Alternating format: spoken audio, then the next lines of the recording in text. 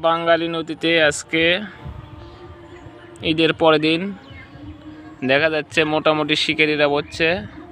এই তো আমার একটা প্রিয় শিকারী ফিরোজ ভাই। ভাই একটু কিছু বলেন। কি বলবো ভাই, মাছ পাচ্ছি না। মাছের ওয়াশ কেমন এখানে? মাছ তো লড়ে কিন্তু খাই না, তাই না? আতঙ্কান খুবই ধরলো নিতে আজকে। আপনি এর আগে আসছিলেন কি না? এর আগে বহুত মাছ পাচ্ছি ভাই, জিরো জিরো এখন এর আগে তো পাচ্ছেন তো নাকি? এর আগে বহুত মাছ পাচ্ছি ভাই। বুঝতে পারছি। তো আপনি কমাই এক বসিলে যাচ্ছেন ভাই?